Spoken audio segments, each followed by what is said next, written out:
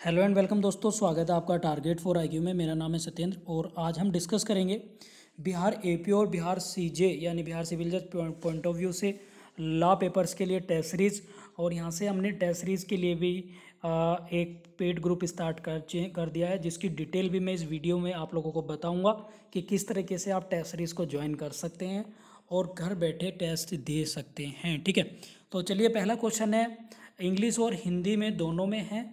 सबसे बड़ी खासियत तो यही है कि ये प्रॉब्लम होती थी हिंदी वालों को भी और इंग्लिश वालों को भी, तो मैं हिंदी में पढ़ रहा हूँ। बाकी इंग्लिश का स्लाइड आप लोगों के लिए सामने आएगी, आप लोग उसका आंसर कर सकते हैं। जो सीआरपीसी है उसकी किस धारा के अंतर्गत विशिष्ट लोक सेवा अभियोजक को कम से कम अधिवक्ता के रूप में 10 वर्ष का अनुभव होना चाहिए। ठीक है, तो इसका पहले का आंसर है वो है ऑप्शन नंबर 3, सेक्शन 24 की क्लॉज 8 ये कहती है। ठीक है, नेक्स्ट क्वेश्चन है आपका, कोई पुलिस अधिकारी किसी व्यक्ति को अधिकतम कितनी अवधि तक पुलिस अभिरक्षा में रख सकता है।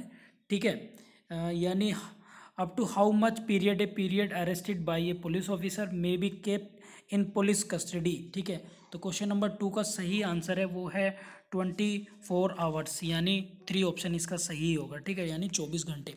नेक्स्ट क्वेश्चन है आपका, under which section of the CPC CrPC director of the prosecution is establish. ठीक है, तो ये अभियोजन निदेशालय जो होता है वो किस सेक्शन में है, यह आप लोगों को क्वेश्चन करना है 3 का। तो इसका भी सही आंसर होगा ऑप्शन नंबर 3, धारा 25 है। ठीक है, ये जो टेस्ट सीरीज है ये फ्रेंड्स हम लोगों ने तैयार किया आप लोगों के लिए, आप लोग इसे ज्वाइन कर सकते हैं। इसका प्रोसेस मैं आप लोगों को बता दे रहा हूँ पूरा, और ये डेमो के लिए आप लोगों के लिए टेस्ट सीरीज मैंने वीडियोस बताई है, जिसके अंतर्गत हम क्या क्या कराएंगे पूरी डिटेल में आप लोगों को बता रहा हूँ। साथियों, सबसे पहले तो मैं आप लोगों को क्लियर कर दूं कि ये जो टेस्ट सीरीज़ है Bihar APO point of view से तैयार की गई है। इसके जो भी मेजर सब्जेक्ट हैं आप अदर एग्ज़ाम के पॉइंट ऑफ व्यू से भी परचेज कर सकते हैं। ठीक है, और ये जो हैं आपको सारे पेपर्स जो हैं टेस्ट सीरीज वो एक साथ नहीं मिलेंगी। सबसे पहले मैं आप लोगों को बता दूं ये केवल टेलीग्राम पर मिलेंगी, और जिसमें एक ग्रुप बनाया जाएगा, उसी के अंदर ये डाली जाएंगी अकॉर्डिंग टू समय, और ये एग्ज़ाम तक ही आप लोगों को दी जाएंगी। और जो टोटल पेपर्स होंगे इसमें मैं बता दूं, आईपीसी के टोटल इसमें 3 सेट होंगे, 3 पेपर्स होंगे पूरे पूरे, और इसमें सीआरपीसी के भी 5 पेपर्स होंगे। एक पेपर्स में 100 क्वेश्चंस होंगे विद एमसीक्यू, और उसका फिर सॉल्यूशन आप लोगों को ग्रुप में ही मिलेगा, और ग्रुप में ऑडियो के थ्रू आपको सारा सॉल्यूशन उसमें दे दिया जाएगा या वीडियो के थ्रू। ठीक है, एविडेंस में 3 सेट आपको मिलेंगे, कॉन्स्टिट्यूशंस के आपको 4 मिलेंगे, और ओवरऑल आपको यानी बिल्कुल एज इट इज़ पेपर में किस तरह से पेपर आएगा पूरा का पूरा उस तरीके से ओवरऑल मिलेंगे आपको 5 टेस्ट। तो इस तरह से टोटल आपके जो मॉडल टेस्ट हैं वो होंगे 20। ठीक है, तो 20 टेस्ट होंगे। पहले हम इंडिविजुअल एक एक सब्जेक्ट के कराएंगे जो मैं आप लोगों को बता चुका हूँ, फिर हम कॉमन कराएंगे as a exam point of view से। एक चीज़ मैं आपको बता दूँ, बिहार एपीओ का पहली बार प्री हो रहा है, तो इसलिए हम ये टेस्ट सीरीज तैयार की है। ठीक है, तो ये टोटल कितने पेपर होंगे, 20 पेपर होंगे। एक तो ये आप लोगों को याद रखना है, हिंदी और इंग्लिश दोनों मीडियम में होंगे, इसी तरीके से होंगे जैसे डिस्प्ले पर आप लोगों को दिख रहा है, और इसकी आंसर की भी आप लोगों को बाद में पेपर के साथ ही दे दी जाएगी। मान लीजिएगा वीकली हम इसको करेंगे, वीकली या 10 दिन में या 15 दिन में वो टाइम टेबल हम ग्रुप में डाल देंगे जब स्टार्ट करेंगे, उसी के अकॉर्डिंग आप लोगों को मिल जाएगा। उसके कुछ घंटे बाद आपको इसका सॉल्यूशन और इसकी आंसर की आपको मिल जाएगी पूरी टेस्ट सीरीज़ की। ठीक है, आप लोग ज्वाइन कर सकते हैं। इसका प्रोसेस मैं आप लोगों को बता देता हूँ। फ्रेंड, टेस्ट सीरीज़ का स्ट्रक्चर ये है कि टेस्ट सीरीज जो है वो हमारे जो पेड मेंबर हैं जितने भी हमारे सभी ग्रुप में अभी तक मेंबर्स रह चुके हैं, चाहे वो पिछले 3 सालों से हैं, यूपी, बिहार और मध्य प्रदेश, उत्तराखंड या आपका छत्तीसगढ़, झारखंड, किसी भी एग्ज़ाम के पेड मेंबर रह चुके हैं, उनको प्रूफ देना होगा।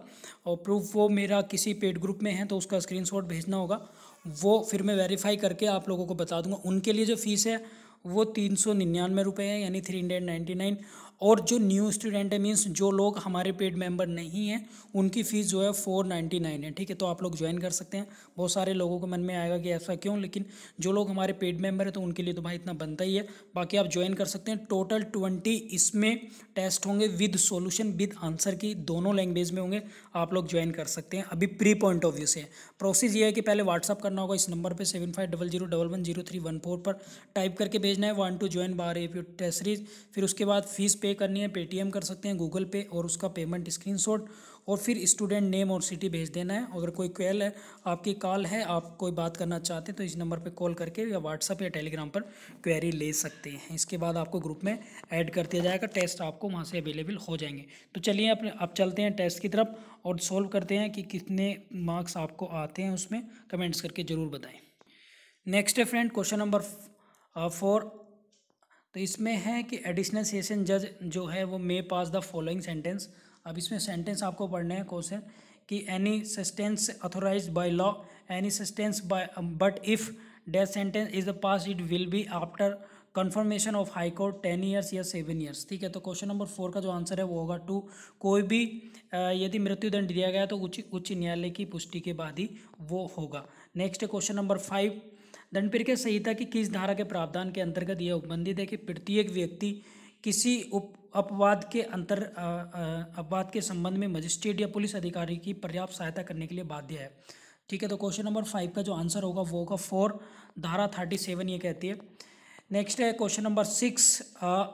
आपराधिक विधिक संशोधन अधिनियम 2013 यानी after criminal law amendment act 2013 के पश्चात पुलिस अधिकारी को किस प्रकार के व्यक्तियों की साक्षी के रूप में उपस्थिति करके निवास स्थान में रखने को पाबंद है। ठीक है, तो इसका क्वेश्चन नंबर जो 6 का सही आंसर है वो है 4। इसमें सभी आंसर सही होंगे, यानी 15 वर्ष से कम 60 वर्ष से अधिक आयु के पुरुष को एक स्त्री, शारीरिक या मानसिक रूप से निःशक्त व्यक्ति यानी डिसेबल पर्सन। ठीक है, नेक्स्ट है question number 7। Under section 195 criminal procedure code includes. अब इसमें कोड बताने कि इसके अंदर क्या है। ठीक है, तो क्वेश्चन नंबर 7 का जो आंसर है वो होगा सिविल न्यायालय, दांडिक न्यायालय यानी राजस्व न्यायालय। तो इसमें सभी न्यायालय आएंगे आपके, चाहे वो सिविल हो, क्रिमिनल हो या रेवेन्यू हो। ठीक है, ऑप्शन नंबर 4 इसका ठीक है। क्वेश्चन नंबर 8 है आपका, in which one of the following sentence के CRPC 1937 वो 73 इसमें सेक्शन आपको बताना है कि जुर्माना देने के व्यतिक्रम होने पर मजिस्ट्रेट न्यायालय द्वारा कारावास का दंडादेश की व्यवस्था है। क्वेश्चन नंबर 8 का सही आंसर है फर्स्ट, धारा 30 क्लॉज प्रथम में यानी 30 क्लॉज फर्स्ट में। ठीक है, नेक्स्ट है निम्नलिखित से आपको सुमेलित नहीं है ये बताना है। ठीक है, तो इसका सही आंसर हो जाएगा क्वेश्चन नंबर 9 का 4, न्यूसेंस या आंशिक खतरे के मामला आदेश धारा 145 ये गलत है। नेक्स्ट है क्वेश्चन नंबर 10। तो क्वेश्चन नंबर 10 है 122 जो सेक्शन है CRPC का, उससे किसी व्यक्ति के प्रतिभूति देने में असफल रहने के कारण कारावास की अधिकतम सजा कितनी होगी। तो क्वेश्चन नंबर 10 का सही आंसर है 3 वर्ष। नेक्स्ट है CRPC की धारा लागू होगी जबकि पुलिस थाने के बाहर साधक अधिकारी द्वारा ये पाता है कि किसी व्यक्ति ने आत्महत्या कर ली है। ठीक है, तो क्वेश्चन नंबर 11 का जो सही है वो होगा 2, धारा 174। किसी व्यक्ति को एक ही मामले में दोबारा संकट में नहीं डाला जाएगा, यह कौन सी धारा बताती है। 112 का जो 12 का है पहला, धारा 300। ठीक है, नेक्स्ट है यहाँ पर आपको मैच करना है और इनकरेक्ट बताना है। ठीक है, स्वीकृति की परिभाषा बतानी, विशेषज्ञ की चरित्र की परिभाषा और सामान्य अधिकार व प्रथा की। ठीक है, तो एविडेंस का है क्वेश्चन नंबर 13 का हो जाएगा 4। तो 13 जो है वो है आपका सामान्य अधिकार व प्रथा, इसमें बात नहीं की गई है, धारा 13 ये इसमें गलत है। नेक्स्ट है 14 का, भारतीय साक्ष्य अधिनियम की कौन सी धारा आपराधिक मामलों में संबंधित है। तो 14 का सही आंसर हो जाएगा धारा 23। नेक्स्ट है मुख्तारनामा संबंधित है। क्वेश्चन नंबर 15 का जो सही आंसर है वो हो जाएगा फर्स्ट, विधि की खंडनीय अवधारणा है यानी presumption of the law which is the refutable. Next है क्वेश्चन नंबर 16, इसका सही आंसर है आप लोगों का क्वेश्चन नंबर 16 क्या कहता है कि विवाहित व्यक्तियों के मध्य संसूचना संरक्षित रहती है। और क्वेश्चन नंबर 16 का सही आंसर होगा यदि वह विवाह के जारी रहने के दौरान की जाती है, बाद में विवाह विच्छेद हो जाता है तो वो संरक्षित नहीं रहेंगी। ठीक है, नेक्स्ट है क्वेश्चन नंबर 17, किस वर्ष में इलेक्ट्रॉनिक साक्ष्य को साक्ष्य के रूप में सम्मिलित किया गया। ठीक है, क्वेश्चन नंबर 17 का सही आंसर हो जाएगा 3 वर्ष 2000 में। ठीक है, नेक्स्ट है किस प्रकरण में धारा 27 को संवैधानिक रूप से वैध ठहराया गया।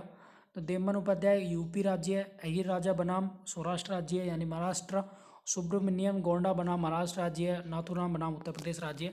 तो क्वेश्चन नंबर 18 का जो सही आंसर होगा वो होगा क्वेश्चन नंबर 2, अहिर राजा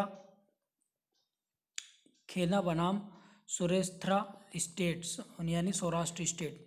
नेक्स्ट है क्वेश्चन नंबर 19, अशिष्ट और कलंकात्मक प्रश्न से संबंधित प्रावधान किए गए हैं। क्वेश्चन नंबर 19 का फर्स्ट 151 और लास्ट क्वेश्चन है इस वीडियो का। टेस्ट के थ्रू हम इस तरह के क्वेश्चन आप लोगों को देंगे। तो क्वेश्चन नंबर 20 का जो सही आंसर है वो हो जाएगा 4। धारा 134 ये कहती है कि साक्ष्य विधि का एक महत्वपूर्ण सिद्धांत है, साक्ष्य को तोला जाए गिना न जाए। ये भारतीय साक्ष्य अधिनियम की धारा से किस में समाहित है? तो साक्ष्य का जो है ये है आपका 20 का 4 में। ठीक है, तो फ्रेंड्स ये हमारी टेस्ट सीरीज रहेगी, इसमें इस तरह के क्वेश्चन रहेंगे, आप लोग ज्वाइन कर सकते हैं फटाफट दिए गए नंबर पर कॉल करके। और व्हाट्सअप नंबर है हमारा 7500110314।